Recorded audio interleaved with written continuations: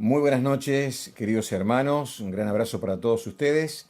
Vamos a continuar con nuestro estudio sobre el cristiano y la oración.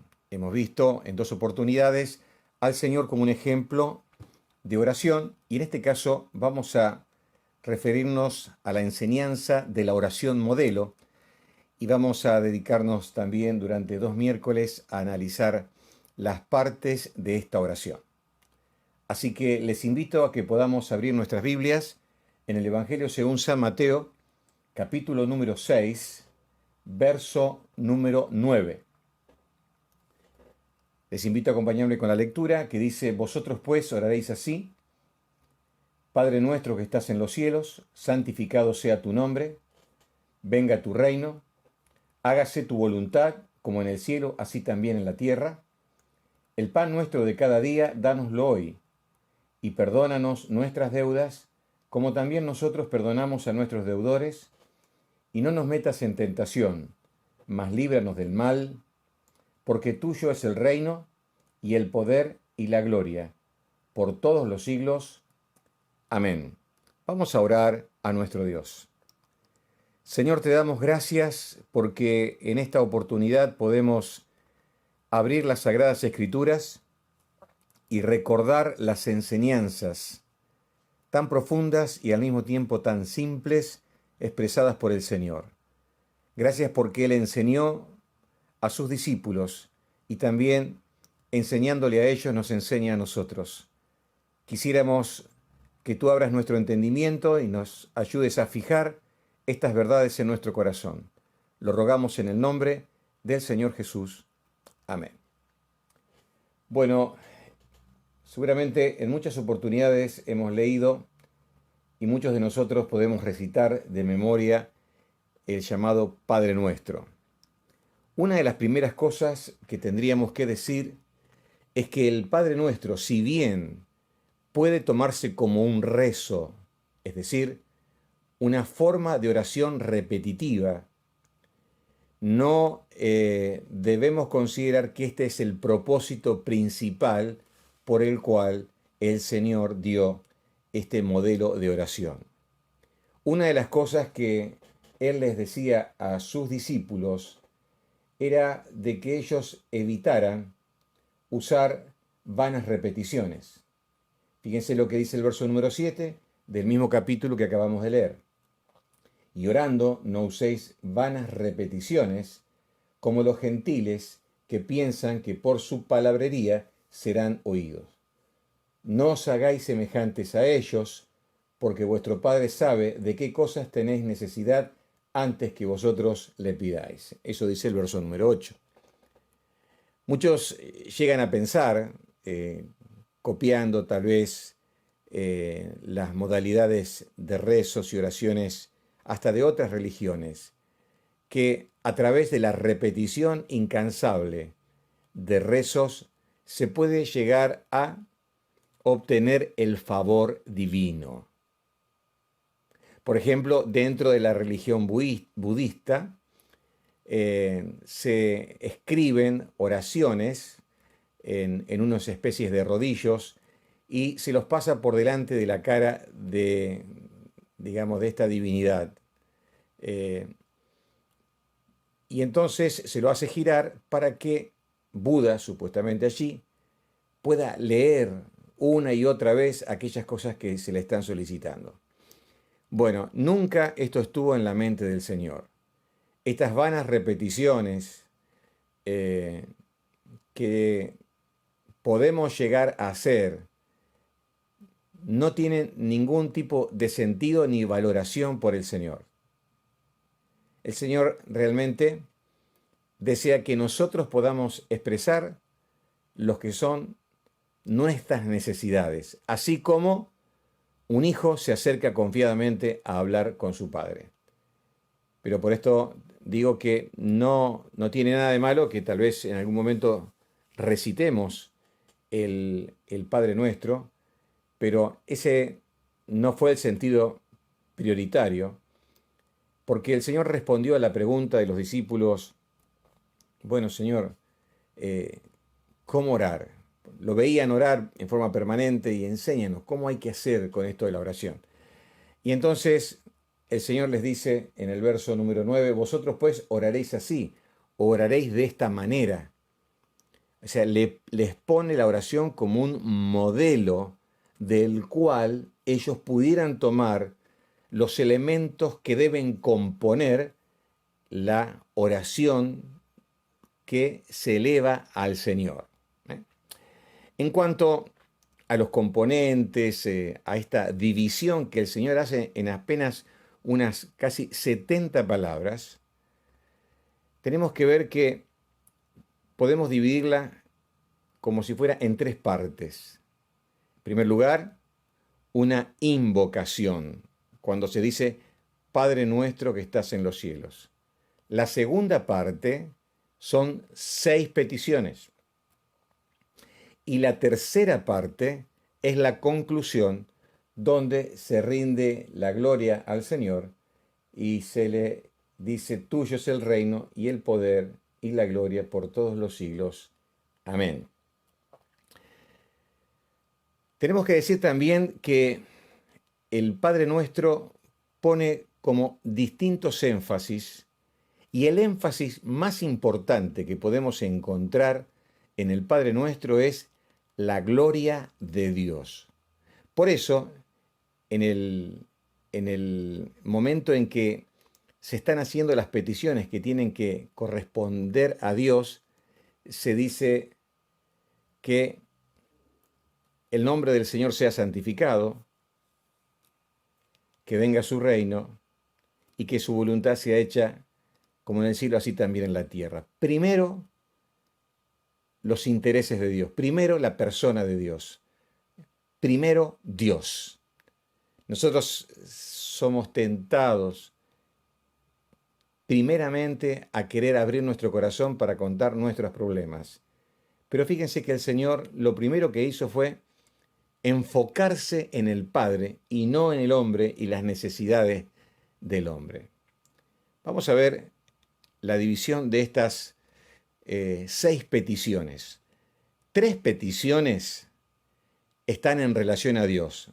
Verso 9, segunda parte, dice, su nombre sea santificado. Luego dice su reino, verso 10a. Y luego dice su voluntad, verso 10b. Cuando Él va a enseñar qué cosas pedir prioritariamente para el hombre, lo que especifica aquí es en el verso número 11, nuestro pan. Fíjense que es una necesidad de tipo material. Y luego dice nuestras deudas, verso número 12. Y luego, verso número 13, nuestro adversario, hablando de Satanás. Lo que sería la quinta y la sexta petición, que están referidas al hombre, están enfocados en la parte espiritual, mientras que solamente una en la parte material. Entonces son cosas que tenemos que ver sobre el valor que tiene la oración y el verdadero enfoque que debe tener y las prioridades que hay que tener en cuenta cuando nosotros estamos orando al Señor. Bueno, vamos a ir al verso número 9, hecha esta introducción, a la invocación, al encabezamiento, ¿no? Vamos a tomar como referencia lo que dice el comentarista Hendriksen sobre la división del Padre Nuestro. Padre nuestro que estás en los cielos. Lo primero que surge aquí en esta invocación es que el receptor, tal como lo enseñamos en otra oportunidad, de nuestra oración es el Padre, la primera persona de la Trinidad. Y la referencia hacia su persona es Padre nuestro. Padre nuestro porque no solamente es Padre mío, sino también es Padre de otras personas. Y se nos enseña en la oración no solamente a dirigirnos a Dios por nuestras necesidades personales, sino también por necesidades conjuntas o necesidades de otras personas. Cuando decimos a Dios Padre, estamos reconociéndonos como sus hijos. Y esta no es una prerrogativa, digamos, una calificación universal. No es de todos los hombres. Bien conocemos en la Sagrada Escritura que los hijos de Dios son personas que han tenido una experiencia espiritual con Cristo, con la salvación que Cristo ofrece, que les permite dirigirse a Dios como padres. Nosotros conocemos el texto tan conocido de Juan 1:12, mas a todos los que le recibieron, a los que creen en su nombre, les dio la potestad de ser hechos hijos de Dios. Así que toda persona que cree en Cristo y lo recibe en su vida, lo acepta como el único y suficiente Salvador, es adoptado por Dios como un hijo. En Romanos capítulo número 8, verso 14 al 17 nos dice: porque todos los que son guiados por el Espíritu de Dios, estos son hijos de Dios. Pues no habéis recibido el espíritu de esclavitud para estar otra vez en temor, sino que habéis recibido el espíritu de adopción, por el cual clamamos, Abba, Padre. El Espíritu mismo da testimonio a nuestro espíritu de que somos hijos de Dios. Así que el Hijo de Dios es alguien que tiene el Espíritu Santo. Y nosotros sabemos muy bien que el Espíritu Santo se recibe una vez que uno ha creído en Cristo como Salvador personal. Por eso decimos que la experiencia de decir que Dios es nuestro Padre no es algo que universalmente puede ser expresado. No estamos de acuerdo, por lo menos si esa es la intención de lo que dice el Papa, en cuanto a que todos somos hijos de Dios. Evidentemente, cuando vamos a la Escritura, nos damos cuenta que no todos somos hijos de Dios. Por ejemplo, en el libro de Gálatas, capítulo número 4, verso número 6, dice: y por cuanto sois hijos, Dios envió a vuestros corazones el espíritu de su Hijo, el cual clama, Abba, Padre. Y en 2 Corintios, capítulo número 6, verso número 18 nos dice: y seré para vosotros por Padre, y vosotros me seréis hijos e hijas, dice el Señor Todopoderoso.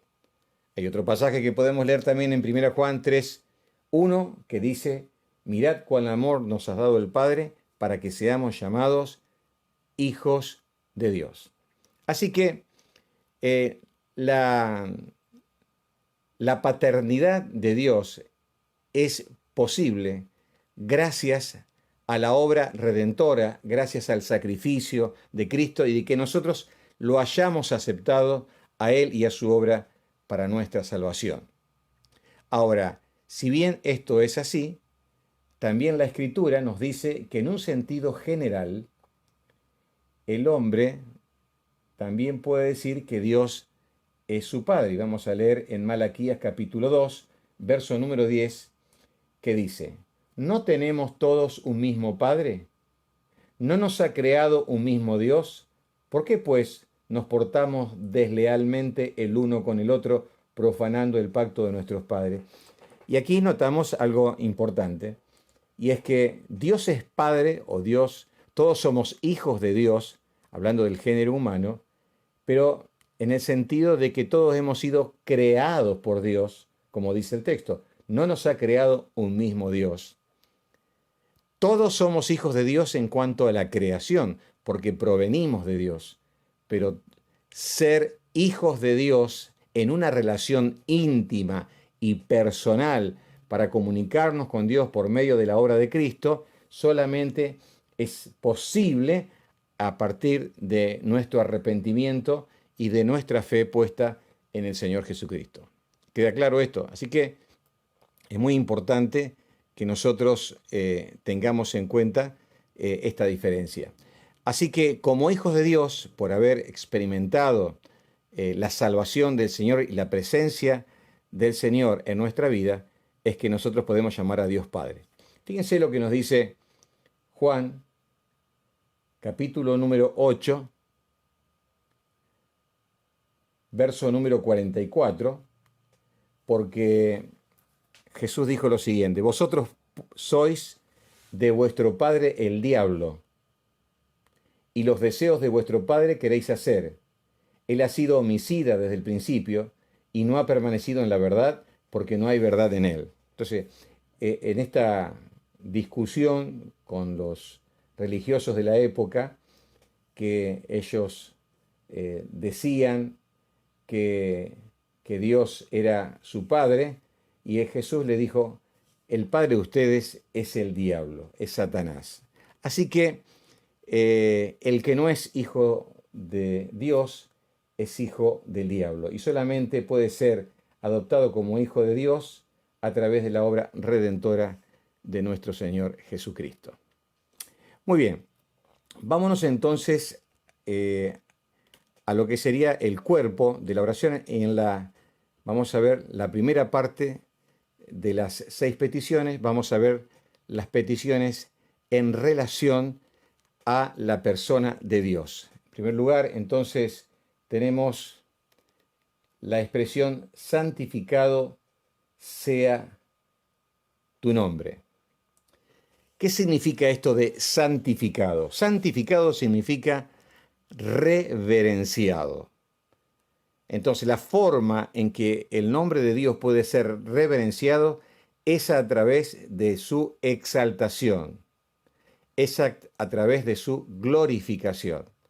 Cuando nosotros glorificamos, exaltamos, alabamos, engrandecemos el nombre de Dios, estamos santificando el nombre de Dios. Lo estamos poniendo aparte y le estamos dando nuestro reconocimiento. Cuando se dice santificado sea tu nombre, no se está haciendo mención al nombre como la forma en que se identifica a una persona para diferenciarla de otra, sino que en la cultura hebrea el nombre era sinónimo de la persona. El nombre estaba relacionado con la persona, el tipo de persona que era, tenía que ver con el individuo mismo. A tal punto que cuando una persona no representaba el significado del nombre que portaba, se cambiaba el nombre. Tenemos un ejemplo en el libro de Génesis, por ejemplo, cuando Dios le cambia el nombre a Jacob, que significaba suplantador, para luego ser llamado Israel, que es el príncipe de Dios. Entonces, el nombre se hace totalmente diferente. Abraham también fue llamado Abraham, porque él era solamente Abraham, padre de multitudes, ¿no? Así que el nombre hace referencia a la persona y también a las cualidades y características de la persona. Dios, en el Antiguo Testamento, en el Nuevo Testamento, se revela, especialmente en el Antiguo Testamento, a través de diferentes nombres que muestran aspectos diferentes de su divinidad, de su grandeza. La palabra Él, o el artículo Él, significa Dios. Por eso, por ejemplo, en mi caso, Daniel significa Dios es mi juez, ¿no? Porque la primera parte del nombre es juez y luego viene el término Dios, ¿no? Así que cada vez que aparece Él, hace una referencia a Dios.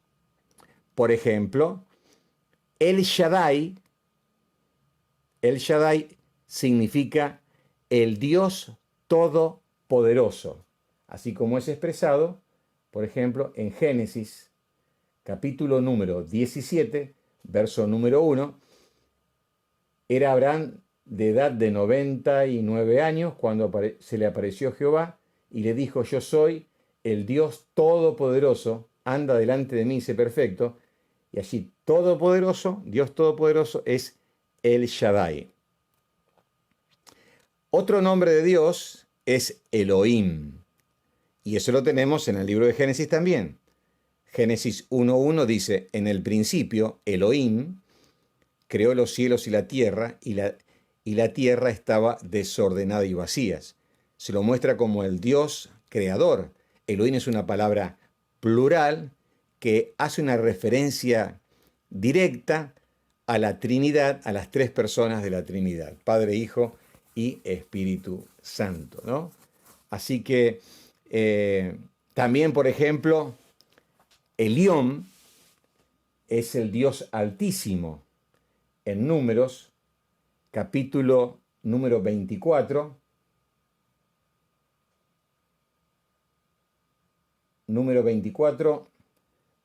verso número 16, dice: dijo el que oyó los dichos de Jehová, el que sabe la ciencia del Altísimo, el que vio la visión del Omnipotente, etcétera, etcétera. Pues la ciencia del Altísimo, ¿no? Es una referencia a el Dios que está por encima, el Altísimo, que está por encima de todas las cosas y gobierna. Adonai, por ejemplo, también es muy usado en el Antiguo Testamento, significa amo. Esto lo encontramos también en Éxodo capítulo 4, verso número 10. Otro de los nombres que se conocen de Dios es Jehová.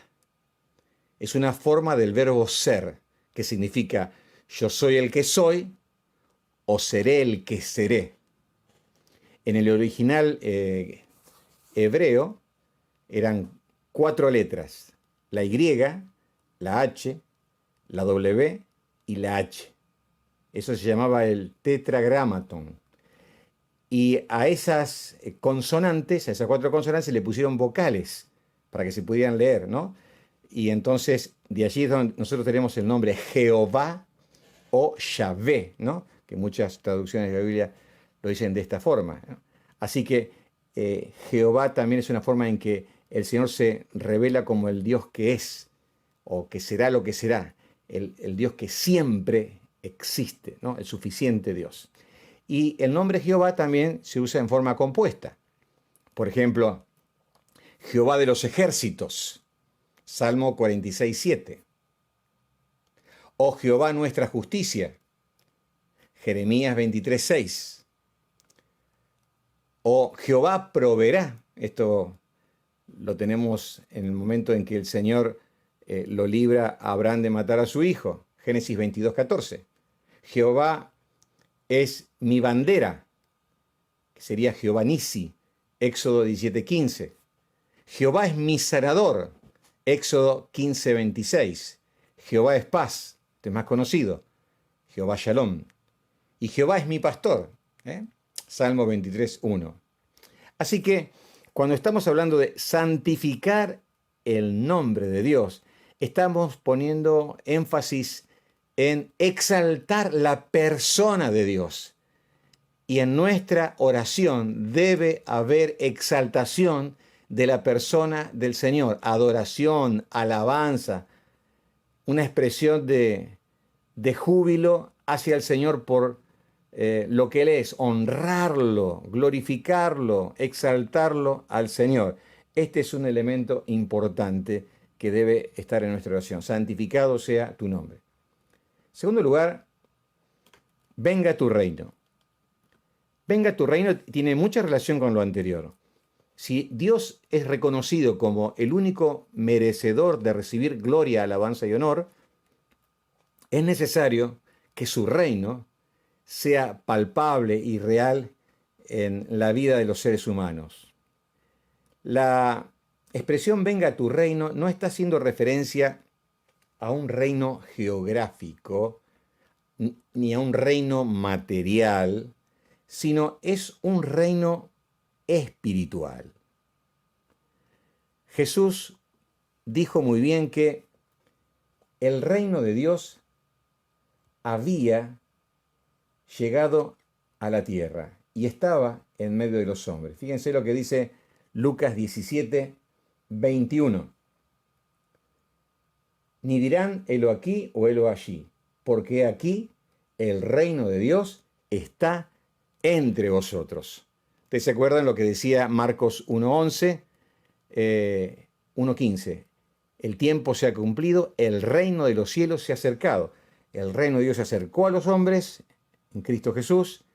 El reino se establece, es un reino que está. Y Dios llama a los hombres a ingresar al reino de Dios, a través de la fe en el Señor Jesucristo. El reino es un reino espiritual donde Dios es reconocido como Señor y soberano en el corazón de las personas. Yo recuerdo cuando nosotros estábamos plantando la iglesia en Recreo, una de las oraciones que nosotros usábamos era venga tu reino. Cuando decíamos venga tu reino, estábamos diciendo, Señor, que haya personas que a través de la fe acepten al Señor como Salvador de sus vidas, sean redimidos, sean hijos de Dios, y tú reines en sus corazones, reconozcan que necesitan someterse a Dios. Esta es una oración, podríamos decir, de tipo misionera, con una gran pasión evangelística. Venga tu reino, y venga tu reino al corazón de las personas. Tenemos en la Biblia muchísimas personas que anhelaron tener poder y tener un reino lleno de gloria y de esplendor. ¿Se acuerdan de Nabucodonosor, allí en Daniel capítulo 4? Y él decía, esta es la Babilonia que yo edifiqué, y cometió ese gran pecado por el cual Dios lo humilló. Tenemos el caso de Amán, una persona que también tenía todas esas ambiciones. Herodes también las tenía. Pero nosotros, lejos de querer ser el centro de atención, debemos procurar de que el Señor sea el centro de atención de los hombres y Él sea reconocido como Señor y reine en el corazón de las personas. Así que esta oración tiene que estar, esta oración misionera, Señor, Señor, venga tu reino. Claro que la Biblia nos habla del reinado de Cristo, y que el cumplimiento máximo, digamos, de esta oración sería el reinado milenial de Cristo en su segunda venida y luego el reinado eterno. Pero en este momento, la prioridad es que nosotros oremos para que el reino de Dios sea en el corazón de las personas. Y terminando, la tercera petición en relación al Señor dice, sea hecha tu voluntad como en el cielo, así también en la tierra. Entonces tenemos aquí que si tenemos a un Señor reconocido y exaltado en los cielos, que queremos que sea Señor y soberano y reine, lo que pretendemos es que su voluntad, sus anhelos, sus deseos, sus sueños, lo que Él desea, como se hace en el cielo realmente, donde los ángeles le obedecen y acatan rápidamente su voluntad, lo mismo sea en la vida aquí en la tierra con los hombres. Tal vez una de las cosas que más deberíamos enfocarnos nosotros es en hacer práctico este reconocimiento de soberanía del Señor en nuestra vida. Recordamos la expresión del Señor cuando estaba en Getsemaní, no se haga mi voluntad sino la tuya. Y cuando Él hablaba a sus discípulos que le seguían, Él les decía que le sigan y que se nieguen a sí mismos. Y negarse a sí mismo significa hacer la voluntad de Dios por encima de la nuestra. Tenemos en la palabra del Señor personas que tenían una especie de obediencia parcial. El ejemplo más común que podemos reconocer es el de el rey Saúl. En 1 Samuel, capítulo 15, versos 1 al 3, versos 7 al 9, allí este rey comete un pecado de tomar el oficio sacerdotal cuando solamente Samuel, el profeta, lo podía hacer. Y esto también le costó el reino. Y en el verso 22 y 23 del capítulo 15 de primera de Samuel, Samuel le dice: ¿se complace Jehová tanto en los holocaustos y víctimas como en que se obedezca a las palabras de Jehová? Ciertamente, el obedecer es mejor que los sacrificios y el prestar atención que la grosura de los carneros.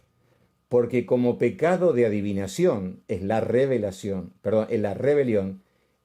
y como ídolos e idolatría la obstinación. Por cuanto tú desechaste la palabra de Jehová, Él te ha desechado para que no seas rey.